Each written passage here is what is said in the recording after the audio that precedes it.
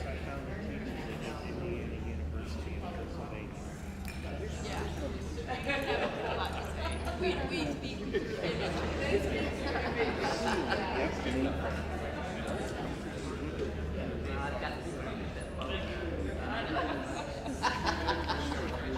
Yeah.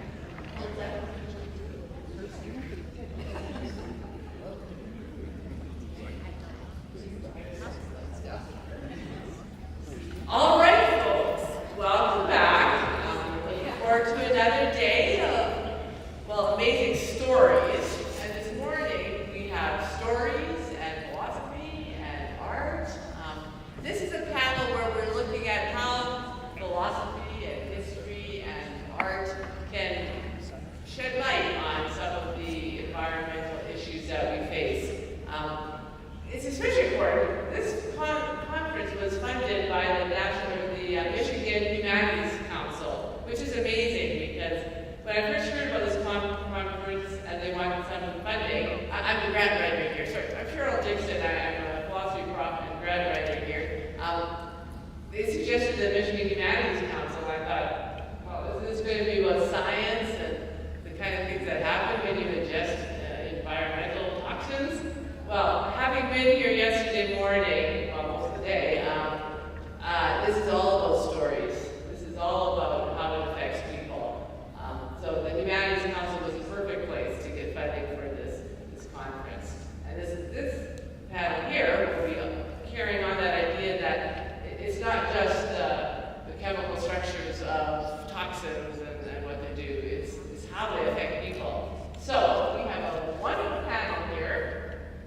Start at this end here with what you already know Ed, but I don't know if you heard his biography to find out what he's all done. So, Ed Lorenz retired from Alma College in 2018, where he served as a Reed-Doctor Professor of History and Political Science for 30 years. He became involved with environmental health problem in St. Louis in 1990 and wrote several studies focused on the policy lessons of the region's problems for the wider world. In addition to focusing on responses to the region's human health problems, he repeatedly became involved in legal challenges to recover funds for remediation. His work on parties responsible for the environmental and health challenges led to his award-winning book, Civic Empowerment in an Age of Corporate Greed. He was appointed to the Superfund Subcommittee by the National Advisory Council for Environmental Policy and Technology. He also served as an officer of the Pine River Superfund Task Force since 1998. So obviously Ed belongs here, and he actually started this whole thing, this whole idea of this conference. So he will shed the light that a historian can on these issues. And next to him is actually my husband, Nick Dixon. Nick Dixon is Professor Emeritus of Philosophy at Alma College, where he taught for over 36 years before retiring last month. He specializes in applied ethics, and among the classes he taught are environmental ethics, medical ethics, philosophy of the law, and philosophy of love and sex. He has published articles on issues such as abortion, gun control, universal health care, euthanasia, and the nature of love. Many of his publications are in philosophy of sport, and he served as president of the International Association for the Philosophy of Sport and editor of the Journal of Philosophy of Sport. Nick will share some philosophical stuff. And then beside him is Kate McMaster, who you saw the dance performance on Thursday. Kate is a dancer, choreographer, educator, and scholar. Born and raised in rural northeastern Michigan, she spent her early years in New York City dancing with artists such as K.J. Holmes, Johanna Stevens Myers, Pat Patterson, and many others. Her choreography has been presented nationally and internationally at venues including Brooklyn Arts Exchange, Dixon Place, Pioneer Center for the Performing Arts, and many others. McMaster is currently on faculty in the dance department at Alma College and continues to develop and tour site-specific solo performances, choreograph works with students and professional dancers, and collaborates with Rachel Lasuto in their dark comedy dance duo, Such Devoted Sisters Dance. Again, thanks Kate for wonderful. She's going to talk a little bit more about the rules of that dance and how that came about. Actually, where I got involved in it was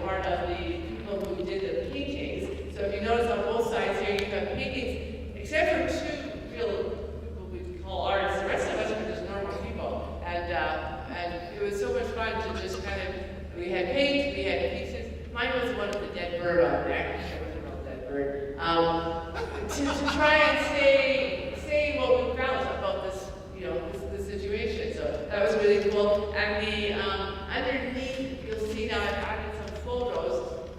Bruce Mackey, he was like a professional photographer. He did those photos on that site visit that the artist took before.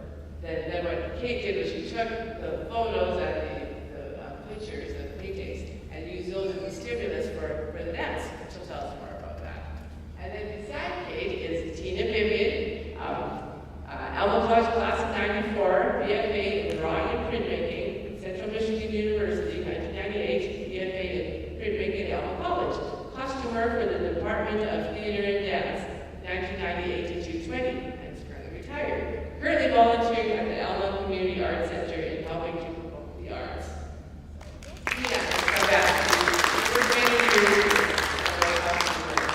And then beside her is Kathy Linky. Though retired from the classroom at this time, she enjoys gathering together with others, willing to learn from past experiences and the world around us in order to create a vibrant present and a hopeful future. So she also has an MA in Humanities at CFU and English and Art and BA from college. These are our guests. Look forward to let them share this kind of more humanities and arts perspective on environmental situations. Well, good morning.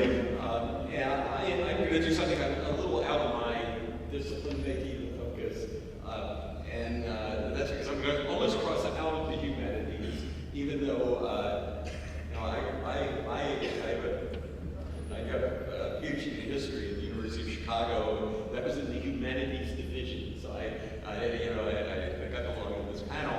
But this, what I was going to make a comment about, came out of the afternoon luncheon yesterday, where some of you here were there, where we talked about the PBB in Detroit. And if you remember, before at the beginning of that, we had a discussion of sort of the legacy of all the human health consequences of what Elsecoal contamination had done.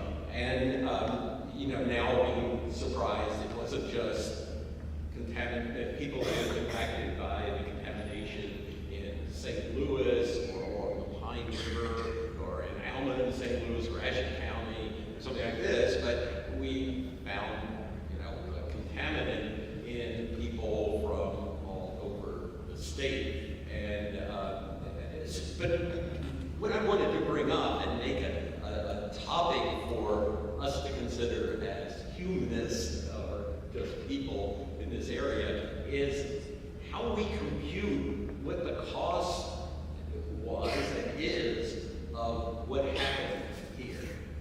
When we look at, so I'm sort of crossing into economics, which I think is a topic for one of our 10, 15 speakers, Eric Norton. But I want to just raise the question about what has been the cost of what happened here. And on one hand, we can talk about the cost is how much dirt sort of EPA is moving.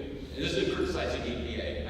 So the US EPA comes in, they have to hire bulldozer operators, whatever, truck drivers, some chemists to analyze the contamination. And we can know what the exact cost of that is, how much wages were paid, how much gasoline was bought for the vehicles, this sort of thing. But there's another dimension of this cleanup that all of us know about, this human health dimension.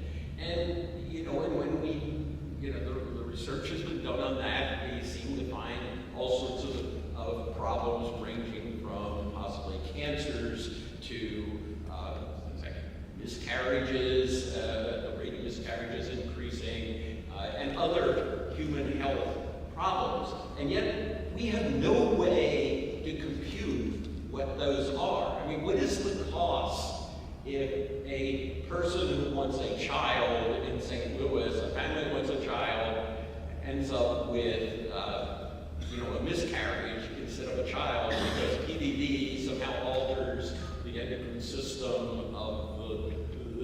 mother and was at a birth. Yesterday, you heard the stories. I don't think Jim would mind if I mentioned it again. The fact that, he was talking about how their baby died, what is the cost of that? We really act like we know what the cost is of cleaning up the Belsicol site. And we really don't have any way of computing that.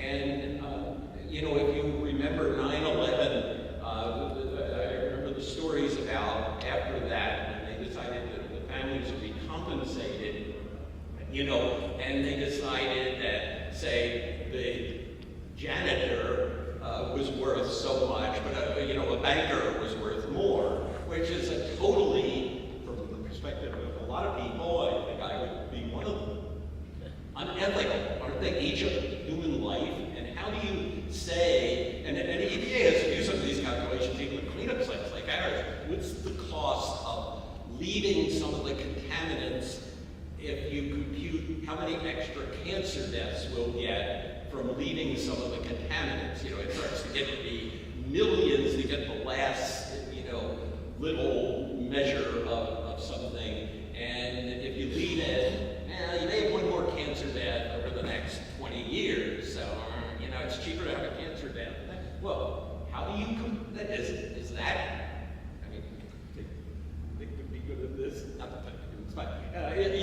Is that ethical to say that somebody's life is worth, leaving this contaminant? And so I'll basically come to an end without giving you an answer. I just think it's really important we think about this. And one thing we've often talked about also in presentations like this, talking about the Belsicol site, looking at a bigger, sort of a bigger perspective. Another thing to think about, this company operated for 42 years in St. Louis. They paid pretty good wages at the end when they had union workers in the plant. They paid taxes. There were profits that, if you think of those coming back to the investors, so that's an economic benefit. So they operated for 42 years and did those things. They've been closed down now for 45 years, and we've been spending millions on millions of dollars to remove the crap from the land, from the water. We're spending a lot of money to check on the human health consequences of exposures. We're spending far more on cleaning up this place than they ever gave in taxes to support schools, good wages to pay some workers, and we're not done. The cleanup, you went on the tours yesterday, the cleanup's not done. All this, so getting out of my humanities discipline, thinking sort of, in some ways, economically, this is bad economics that we're using to figure out how to get out of having a company like this irresponsibly contaminate the water, the land, the people, the critters, the whole thing, and then make us spend millions upon millions of the money since we have debts.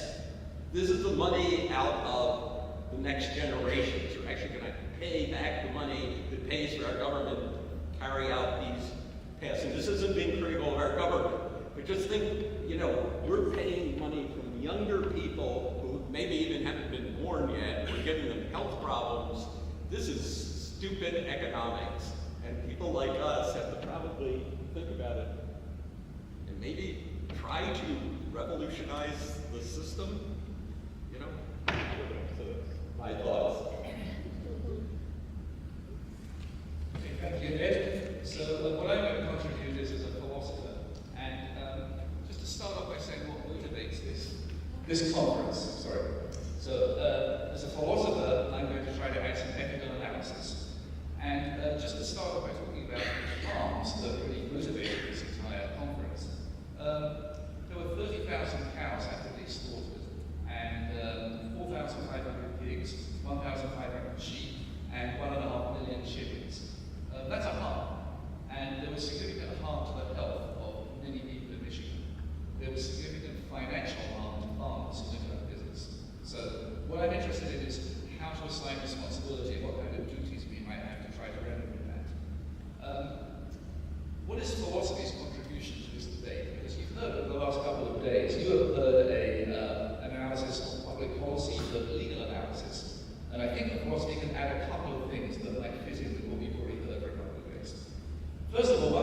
as philosophers is we do conceptual analysis. And what I'm going to do is talk briefly about the relationship between law, public policy, and morality.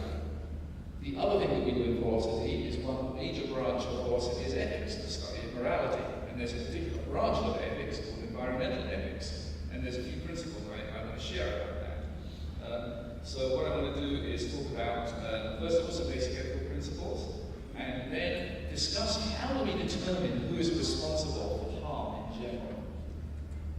And then I'd like to talk about the broader problem of environmental justice.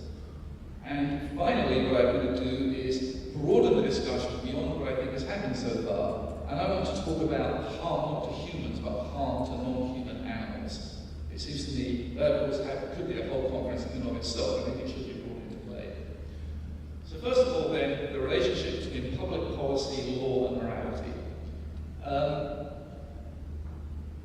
We need to have legal remedies to harms. The fact that Michigan Chemical Corporation, later Dosipol, broke environmental safety regulations means that it should be held accountable. And it should have to pay penalties that are established by public safety laws. Aside from the intrinsic value of justice being done, if I harm someone, I should be liable to compensate them. It seems to me that the benefit of having these legal remedies is that it acts as a deterrent from other companies doing similar things in the future. That's one reason why the law exists, not just to do justice to individuals, but to prevent harm being done in the future. One of the problems that I've heard about is that there have been people, like farmers, had to sign non-disclosure agreements with Dosipol saying, okay, I'll take compensation from you, but I promise that I won't tell anyone about it. And of course, the whole problem with that is it doesn't become a deterrent to other companies because it becomes a secret. It also seems to me that victims who suffered medical problems as a result of this are owed compensation. And from what I've gathered, it's difficult to get compensation for medical bills caused by the PBB disaster because it's hard to assign causation. You know, we know that a certain number of people are going to have certain diseases every year, and we don't know which of those people got the disease as a result of PBB, as a result of getting it for other reasons. So I understand that's one of the issues there. But it seems to me that morally, there's a really watertight case if you are owed compensation, if you are suffering medical problems as a result of somebody else's harmful actions. Now, very briefly a comment on public policy remedies. It seems to me that it's clearly very important to discuss disasters like the PBB disaster and ask what kind of public policy laws do we need to put in place, again, to prevent this from happening again. We also need to debate what kind of special help the government should give over and above any penalties that we impose upon Dosipol. Because I think it is one of the duties of government is to help people who are put at risk, to help people who are harmed through no fault of their own. Now, having said that, we need to have a discussion about legal remedies and about public policy laws put in place, regulations to prevent this happening again. It seems to me that more fundamental than any of this is moral evaluation.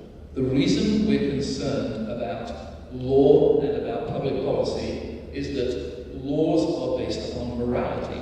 Laws are based upon doing right by people. They are based upon justice. We wouldn't really care about laws if we didn't believe that they enforced morality in the first place. They're not just arbitrary dictates that somebody made up. Even if we didn't have laws that prohibited what happened in St. Louis in 1973, it would still be morally problematic. We shouldn't just confine our attention to what the law says. We should look at the morality that underlies the law. After all, we used to have laws that were very bad laws. We used to have laws that prevented interracial marriage, and we don't really respect those laws. What we're really concerned about is what should the law be rather than what the law does say. And it seems to me also that if the only thing that guides our actions is to stay within the law, we're putting the bar way too low. It seems to me that morality is a lot more stringent and demanding than the law is. So that should be our debate, is morally, what should we do in response to the PBB tragedy? So what philosophy can do is it can provide several moral principles that underlie the legal judgments, and I think what we're going to find is that the things that you've heard for the last few days are supported by very, very powerful and simple moral principles. Frankly, nothing that I say about the moral principles is going to come as a surprise. It's frankly a bit of a no-brainer. But anyway, let me start off then with the main part of what I want to present to you is a moral evaluation of the actions leading to and subsequent to the PBB disaster. Basically, any moral theory is going to condemn the poisoning of people in Michigan. Take, for example, the theory of utilitarianism, which says that we should try to maximize happiness and reduce suffering. The terrible suffering that was caused to the people with health problems, the farmers whose lives were ruined, the animals that had to be slaughtered, they were far greater than any benefit that came to the Michigan Chemical Corporation. And in fact, of course, the Michigan Chemical Corporation ended up having to pay $38.5 million. So it too suffered. So it was kind of a lose-lose situation. So from the point of view of utilitarianism, this was a catastrophe and some actions that were clearly reprehensible. Similarly, a different approach to morality is looking at individual rights. So rather than asking what benefits the majority, look at individuals and are we doing right by individuals. The people who suffered lifelong health problems because of the poisoning are people whose rights were violated. There's no question that they were not treated fairly and justly. Now, it's important, I think, to specify what kind of fault is at play in the PBB tragedy. It's different from a lot of faults. A lot of faults are when I deliberately harm someone. So if I commit a murder, I intend to kill that person. That wasn't the case. Nobody deliberately harmed. The Michigan Chemical Corporation was trying to make money, and there's nothing wrong with doing that. The problem wasn't intentional harm, it was rather doing things in a way that wasn't sufficiently careful. The harm, the type of moral fault at play is negligence. Negligence is a concept that we use not only in law, but in everyday life. For example, we say that a parent is negligent if they don't look after their child correctly. Even though, of course, the parent doesn't want to harm their child, that's the last thing they want. If they're not careful enough, you might hold them responsible.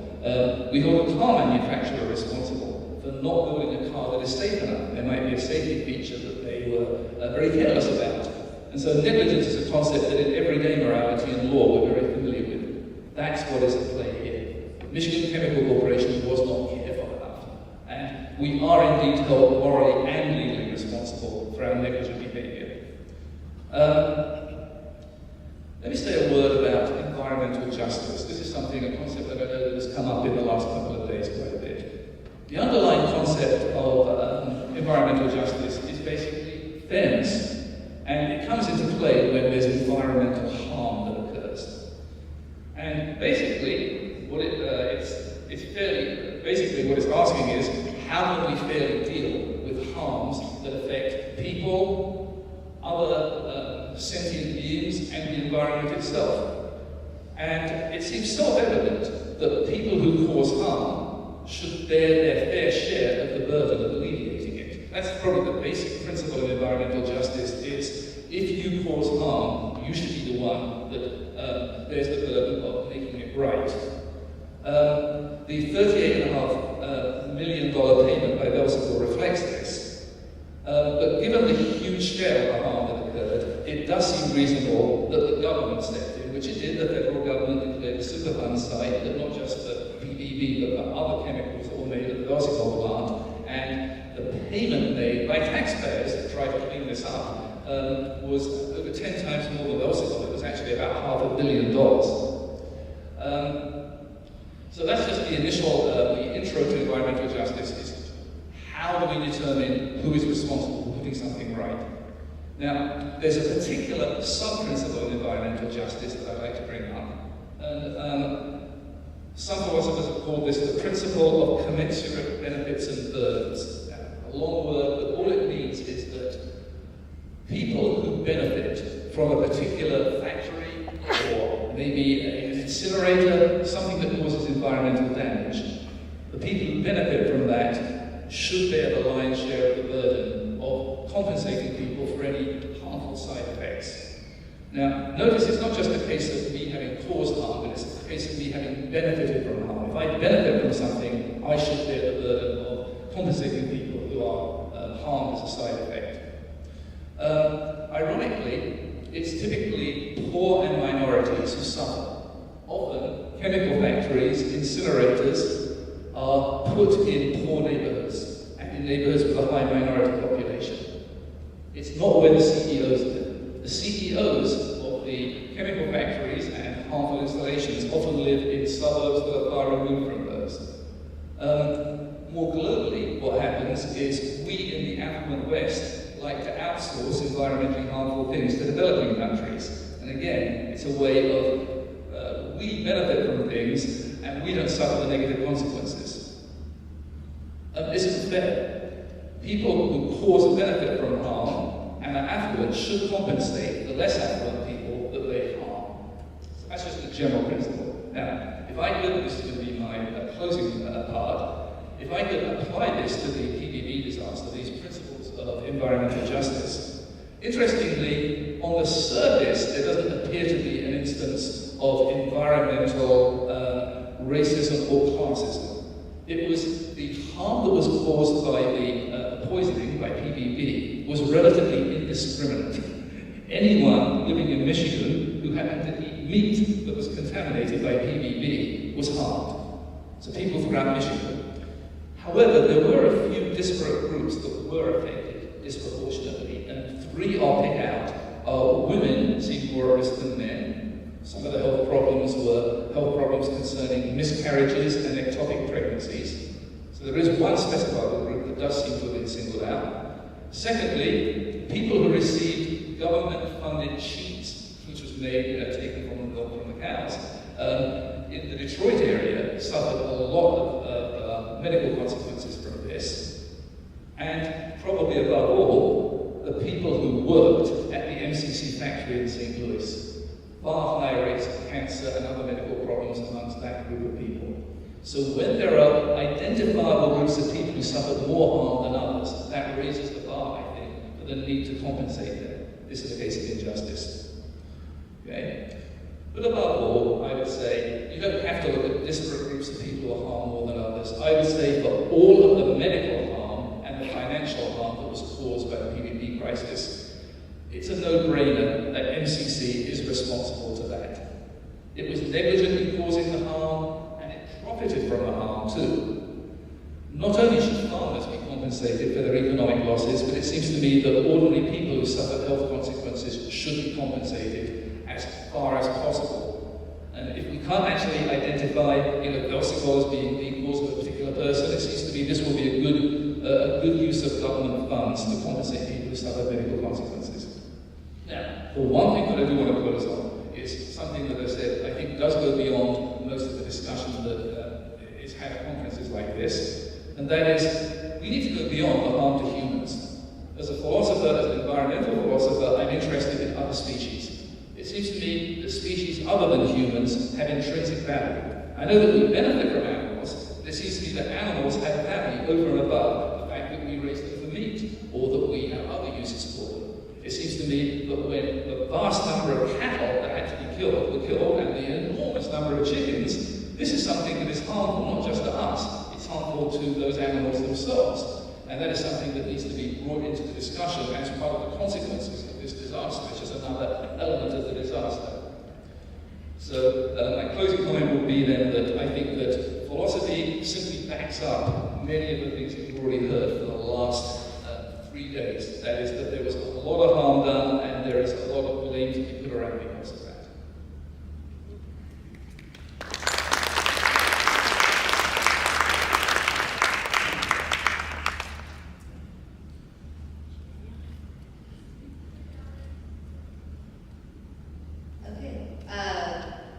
I am a dancer, so I'll speak about this from an embodiment of view. And I think maybe connecting to both of these ideas, but I'm particularly interested in the notion of debt, like what is owed. So I can share a little bit about my personal story, which is I grew up on a centennial family farm in northeastern Michigan, about 2.5 hours north of here. And probably the likelihood of me becoming a professional dancer is like in the negatives, below zero. My family was very interested in arts and in music, but I didn't come from a large metropolitan area, and I didn't have a family background in the performing arts. But I grew up in a place that was extremely beautiful naturally. It had a lot of natural beauty and a farming community with a lot of care for the land. And my engagement with that environment was very much physical, through physical labor on the farm, plunging into Lake Huron in the summer, swimming in rivers, hiking through the woods. So I think that my eventual interest in dance as a career really came through a physical connection to place. And so that this project was particularly interesting to me because it felt like a very experiential way to continue that aspect of my research, that dance and choreography is a physical engagement with place and history, that our bodies hold our history, and then particularly in instances of our bodies being contaminated by environmental contaminants, or in this case chemical contaminants, our bodies hold those histories in our bones and in our muscles and in our memories.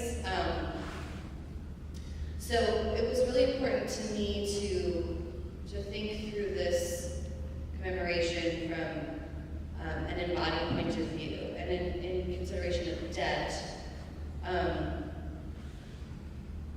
maybe particularly for people my age and my students who are younger than me, what is the debt of not being able to safely engage with your beautiful natural environment? What is the debt of health concerns that affect your physical health and your physical ability to engage with the world? So these are questions that drive my research, and although I think I said this in my pre-show discussion, I think the word interpretive dance is often used in contemporary society a lot. It's not a word that I use, and it's not a word that most professional dancers use, simply because I don't describe what we do as interpreting, but it's creative research to generate something new. We're not trying to replicate what we see, we're trying to think in another way and create a response to what we see. So I think I can talk briefly about my process, but maybe we'll address that later. But essentially, the work has been to engage with this story that was really new to me and shockingly new to me as somebody who grew up in the state. To engage with this human story, this environmental story, this scientific story, braiding all those ideas together through physical engagement. And also learning a lot from the way that the young people that I was working with interpreted, interpretive dance, but responded to these crises that, and for many of them, affected their families, their grandparents, other sort of previous generations of their families, and therefore affected them. And so I've learned a lot from the way that they have processed this. And I will share one thing that one of my students shared, and then we can come back for questions, because I know dance often brings up a lot of questions for people. But a student in my class was sharing that her notion of dance, or a dance class, would be more along the lines of dance for entertainment, which is great. Love dance for entertainment. Encourage that. And that this class, which really involved deep research from an embodied point of view, digging into context, more academic information to influence the body, and place-based information to influence the body, she said, suddenly I wasn't thinking about like how I would dance to, let's say, a Beyonce song, but I was thinking about like how the layers of a plant, like how the pieces of a plant would be affected by chemical interruption. And embodying that creates such a deep and intense sensitivity, which I would maybe supply the word empathy there. Which does connect to this idea that it is a human problem. It's also a more than human animal problem. And maybe also that inside those problems are also solutions, so that there's a collaborative notion to thinking about solutions. And I think I'll leave it there, and we can come back for questions later. Okay. Being a visual artist, I like to say things to pictures, so I'm not really all that good at words, but I did graduate from Alma College, and so I did have to learn a little bit about how to express myself, but I still prefer to use the pictures as my words. But I like to come to things, and through my life, I have found the most important things come from a place of love. And so when I was thinking about this, I love being outside, I love nature. I grew up in rural Michigan, and this is one of the biggest towns I've ever, I lived in Ionia for a while during this time, and my uncle had a farm. It was a homestead farm, and I still love that place. It's still in their family, but they don't have very many animals. My cousin, who is in her 80s, still has a few donkeys, but it sent a chill through the state that I think we still harbor somewhere deep inside. So when I was asked to do this, I was thinking of it through when I first came to Alma, and I saw the Pine River, because I had come from the Rapids, which has also a beautiful river, Muskegon River. And I used to sit in high school when I was in one of my moods, and I would just love to sit by that river and listen to the water, flowing over the rocks, and how beautiful it was. But then when I came to Alma, and I felt so sad, because the Pine River just seemed like a sad river. And so that was the imagery that I was using for my picture, because I think love, when you're thinking of the things that you love, and you see what happens to them, then you want to show the horror and the grief that surrounds what has happened to this beautiful, I think all rivers deserve to be beautiful. And that poor river, I just feel so sorry for it. Because it does, the rivers feed us. That's why towns are always on rivers, And they feed all the wildlife. I love what they said about, we're not on this planet alone. We couldn't survive on this planet alone. We need everything. We need the ecosystems that, support life. And so when it happens to a fish, or if it happens to a bird, it's happening to us, whether we recognize it or not. Even the little insects. I remember going to the lake. My grandfather had a cottage on Crystal, which you have to call Little Crystal. I learned, because that was my only crystal lake. I didn't realize there was this huge crystal lake up north. But so, and the idea of seeing a heron on the lake was really almost unfeasible because of DDT and things like that. I didn't realize how corrupted what we had done to, the wildlife around us. And now I see herons everywhere, and it just makes me so happy that there's still hope. There's still the possibility of turning some things around. But then when I heard about this, and it's like, oh my gosh, why are we trying to hide something that you can't hide? It's in all of us. It's in everything. It's in the soil, water, insects. It's not going anywhere unless we get rid of it, unless we do something about it. We're the only, the birds can't do anything about it. They're still falling out of the sky because of something that human beings did. So I think that it's up to us, all of us, however we can. So my way is, I'd much rather just be out, painting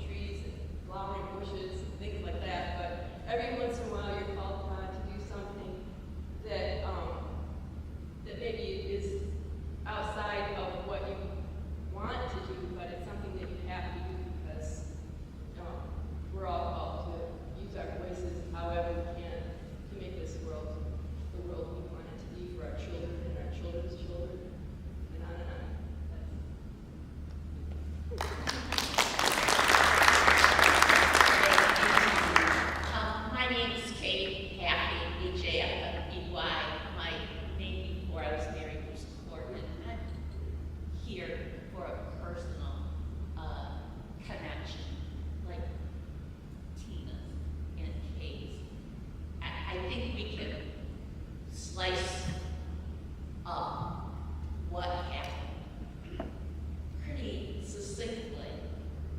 But having lived here generations, I think having that personal piece, I think, makes some of the facts, I don't want to say come to life, because in this case, there's a lot of negativity associated with those facts. I grew up in Alma, in high school in Alma, went to Alma College. I'm also from a farm family. I think it's really interesting. In Michigan, you don't have to travel very far back to see that connection to the earth and the environment, and we get that intrinsically, how important that is. I thought all of you did a great job of making that connection, and how vital it is to our hopefulness for the future. I was a high school teacher for 30 years, and I moved from Alma to St. Louis to do that high school work because I wanted to be close to that community. But my first interaction with this PBB topic was in 1973 when this cracked open, and I did live on a farm, and we were cattle people and also raised crops in sort of a mixed bag, like a lot of small agriculture operations here in Michigan. And in 1975, I was pregnant with my first child, and this whole thing was kind of announced, and it seemed to travel the airwaves 24/7. You couldn't get away from it. And like a lot of people, I was young, very altruistic about my future. Pregnancy certainly brings that out. And I was just devastated. I had to make some choices about, could I breastfeed? Would that be something that would be good for my child?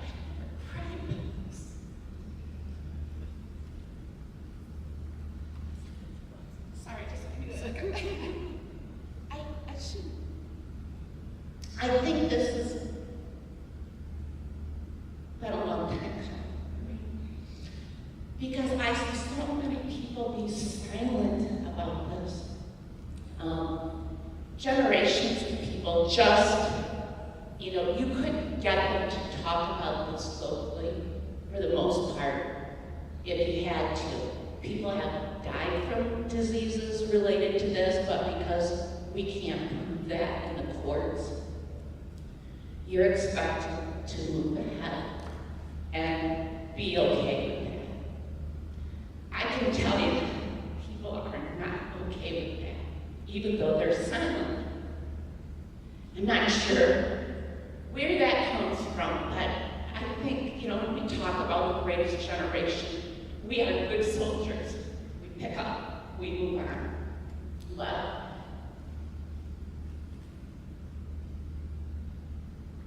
that's why I came today, because I think I'm also raised by that generation, and I think I've been really silent for a long time, and I don't usually get like this, I'm so sorry. But I did have to make a lot of decisions about that pregnancy and how I was going to push ahead, and you only have the facts at hand. And believe me, there weren't very many to get up and move ahead with. My head worked like this. Okay, we've got beef in the deep freeze because my parents raised it. I know exactly what that is. So, between that and where I had been for that year of pregnancy, we didn't live right in Gratiot County. I was newly married, young. We were finishing up a degree for him up north. And it was, like I said, a hopeful time, but we still had to know some facts. And long story short, we make those decisions, we move ahead, and life goes on. But I also think that in the back of my head, I have two daughters. I worry so much about their health because I think even though people try to tell themselves that they're okay because they're walking upright and you don't have the exact symptoms of what PBB brings, you also worry about that next generation. It's a forever chemical. My youngest daughter has had 2 ectopic pregnancies. And my oldest daughter has had some endocrine issues. Now, do I know for a fact that it's from PBB? No. But I think that's the seed that really is the debilitating one for the people who have been victimized by this, whether they can recognize that or not. And I wanted to bring that piece here, even though I'm not a great speaker.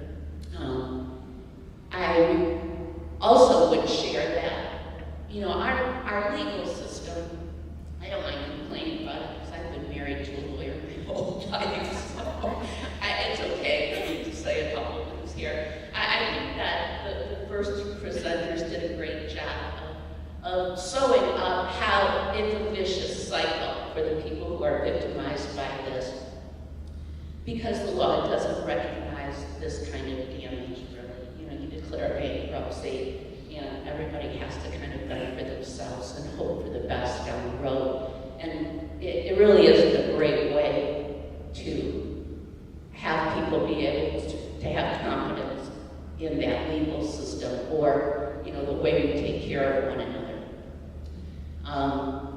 I watched for years the way that the law could not or would not recognize what was going on here, and that silence was really pervasive in that way as well. We live right across the street in a little subdivision we call Westgate from the Velsicol plant. Have lived there for 37 years. Hey, where are you? And my youngest daughter, because I grew up on a farm, I wanted her to have an experience with horses. And there was a woman who lived over on one side of 46, who had a small piece of property there and a barn. And she was agreeable to board this horse for us so that Elizabeth could get back and forth. As I got to know Marilyn, she had her own family story that I'm just going to share briefly and then move on. But her daughter, who was a veterinarian at a very young age, had to have a leg removed. She had another son who died of a brain tumor. Marilyn herself died of cancer. The reason, in my mind, can I prove this? No, but the bird pen is right on top of her in this area. And so, you know, she loved gardening, she loved animals, and because there was no compensation or even really the right kind of facts to present to people who live in this area in this way, to say, no, this property should not have people on it trying to live their lives. And when she passed, another family bought that same piece of ground. And, you know, you can't help but wonder how that's going to work out for them either, because in a few short years, PBB just doesn't go away. So thank you for letting me share my personal info with you, and I appreciate everybody who is here today, and especially the CAG who has supported us here for so many years. Thank you.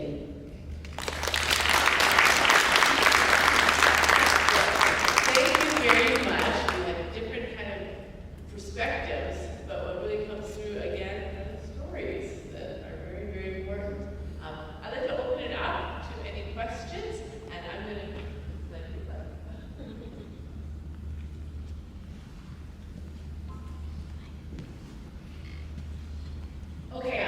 a two-part question.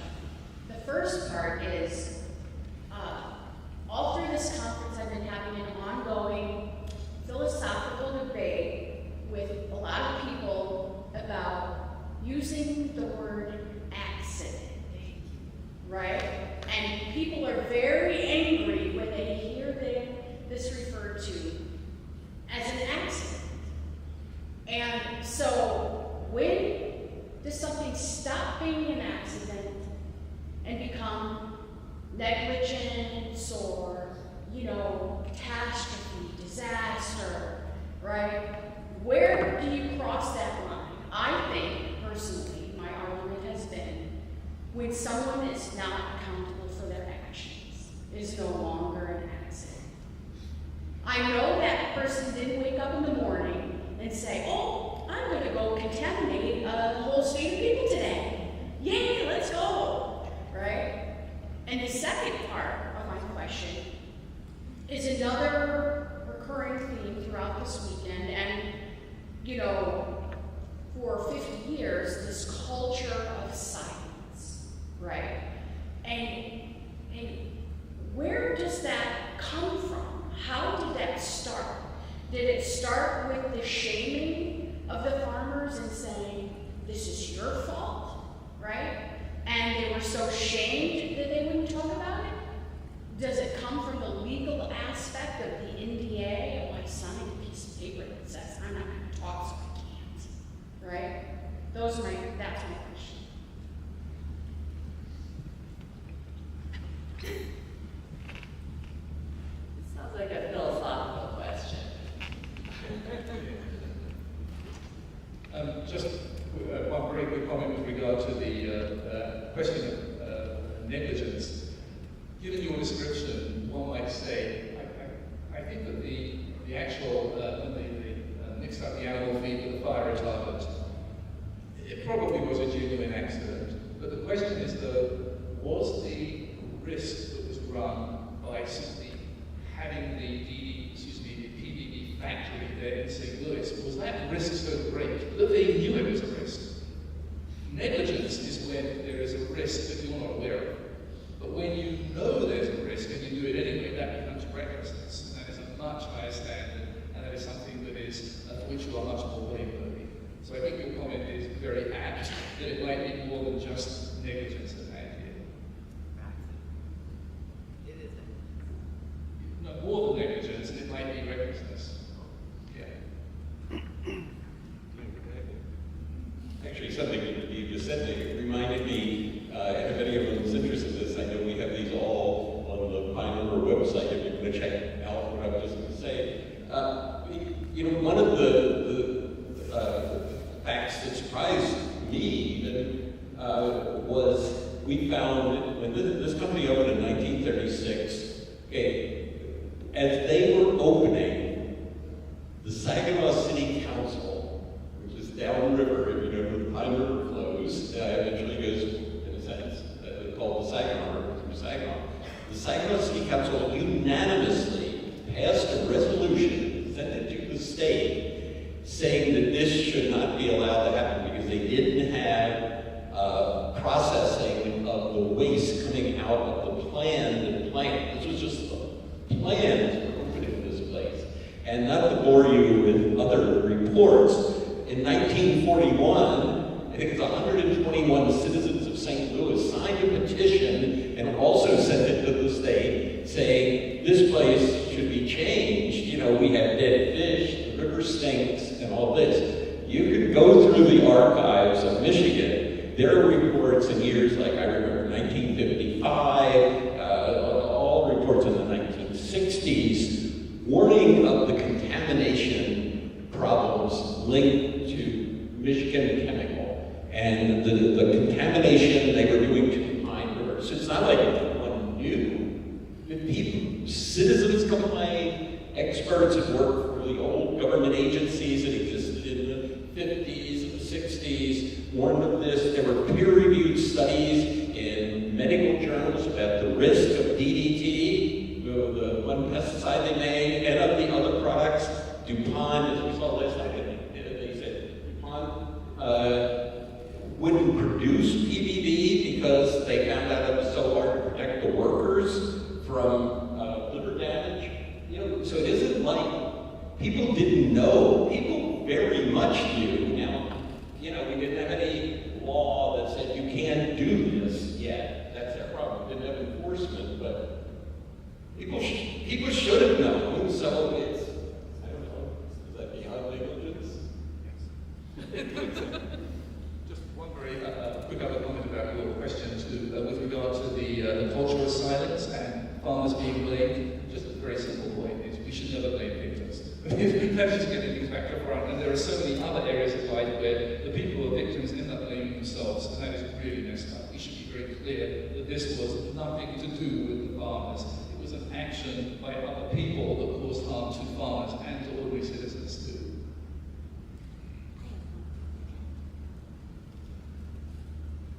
I would say though, I can remember stories, my dad came home with stories about people who knew that they were going to go bankrupt once they could observe what was happening with their cattle or their cows. And so, you know, there are people who did the right thing, the majority of people, but there were a ton of people who sold that meat into, and livestock into the food source because, you know, for them, they were kind of shoved between a rock and a hard place. They still didn't have all the facts. They knew it was dangerous, but they wanted to put food on the table for their family because they were short-sighted about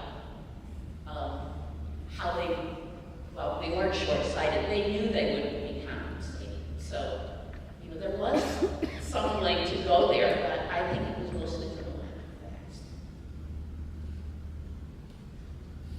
Any other questions?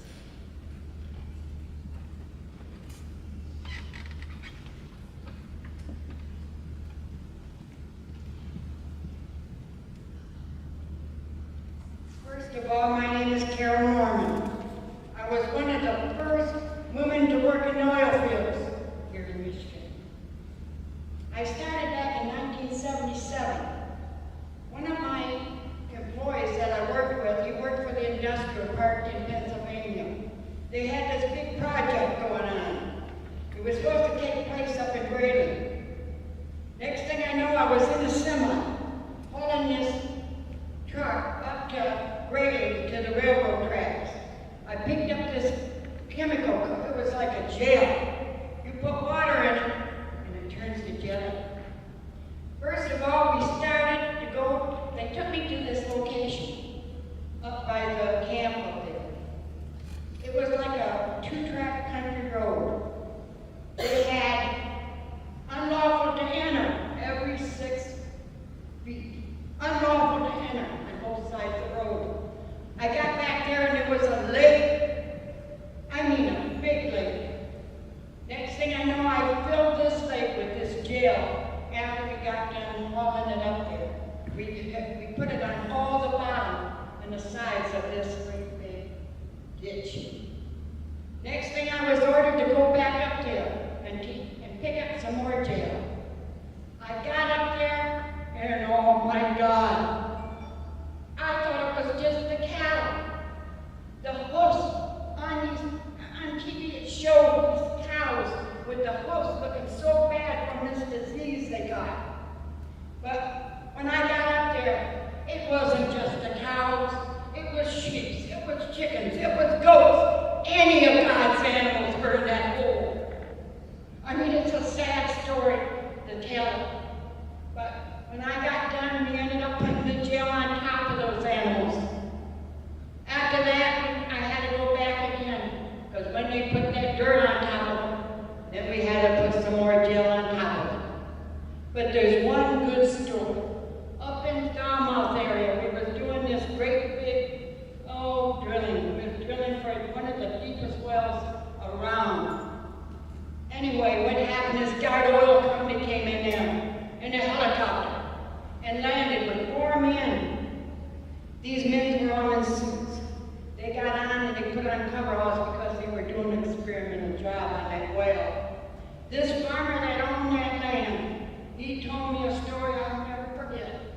He said, it was my animals and the state wanted to come in and shoot my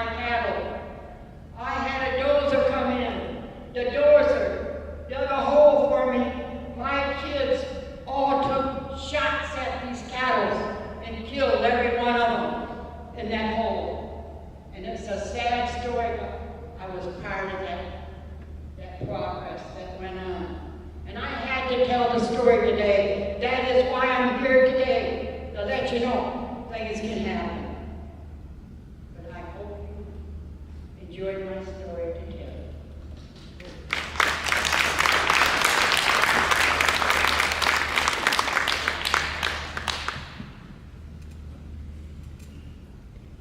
Time for one more question?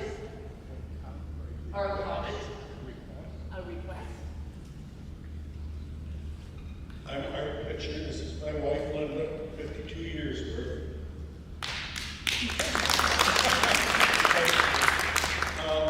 We grew up just down the Pine River, about 15, 20 miles in the 50s, 60s, 70s. Obviously had some exposure. Our parents farmed. We had beef cattle, fortunately. Dad raised most of his own food, so very seldom bought food. So we avoided the worst part of that. My wife's mother had a bad autoimmune issue early in the 70s. My wife has an autoimmune issue that she's had it's been obvious for 20 years. The doctors call it lupus. We've taken, this is at the University of Michigan. I probably wore my open sweatshirt yesterday. We have taken her doctor the information on all of this where she was born outside the United States. She's an awesome rheumatologist. And her question, she kind of looked it over briefly, and her comment was, it doesn't matter where it came from, it's how I treat it, and I treat it all the same. So that's still part of a learning curve. We had 3 children. First 2, no obvious signs when they were born. The third one was born with scoliosis, an arm with a thumb and 2 fingers up here on her elbow. No functioning elbow. Didn't stop doing what she wanted to do. She eventually became a corrections officer down in Florida. We had her on, is everybody from Emory gone now? Anyway, we had her on the list of Emory to be tested. Unfortunately, she was a victim of a homicide down in Tampa. We removed her from the list so that somebody else can get in there, and I know that we did wait for quite a while. I don't know if it was the logistics of her being in Florida and not where you were doing testing in Michigan or where. Anyway, we don't know for sure that she was, that was the cause of her issues. I don't have any doubt. Now,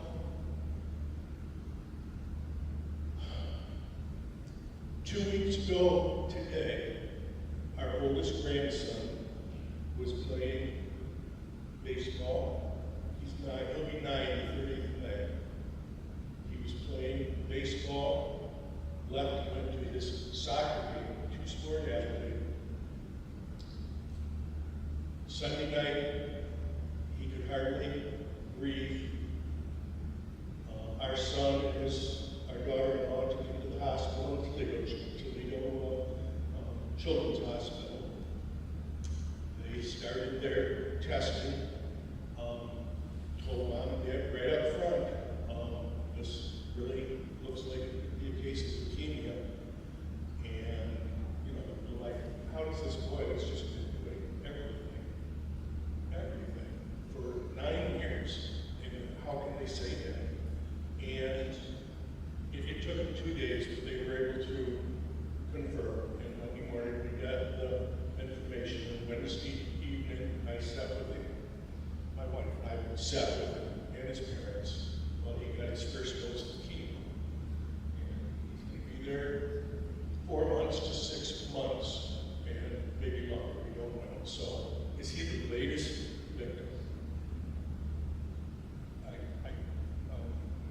The Terrell girl, I talked to her the other day. We can't hear you. I'm sorry. The Terrell girl from Emory, she's a biostatistician. Is that the right terminology? Oh, there she is. Hi. And she says, stay tuned. She goes, I'll have more information on that for you. That's a developing scenario. They're honing in on that. But we also have a younger grandson. Now we, of course, are concerned with that too. So my request is just that you keep him in your thoughts, your prayers. Be very much appreciated. Thank you.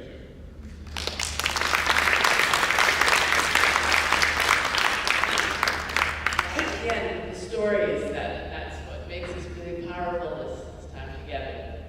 We are finished with this panel. We didn't get a chance to go specifically into the art that some of these artists have made, but if you want to talk to Kate about her dance, if you saw it on Thursday, Tina's picture is that one over there with the fish, kind of in the middle of that series of paintings, the kind of orange reading the fish, and Kathy's is the one third from the left, the red with the picture of the back of an EPA person walking away. So if you want to talk to them about their specific work, and if you want to talk to Nick or Ed about philosophy history, you could be here for a while. So anyways, thank you so much for listening. I think our next panel is at 10:30.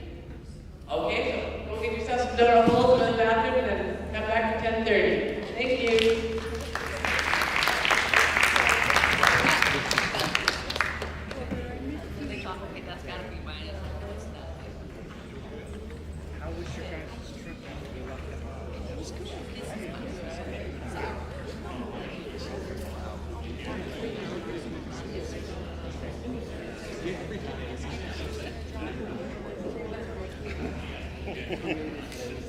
Yes.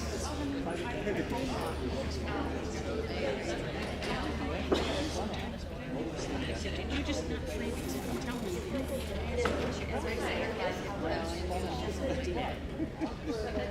And the rest of the vacation.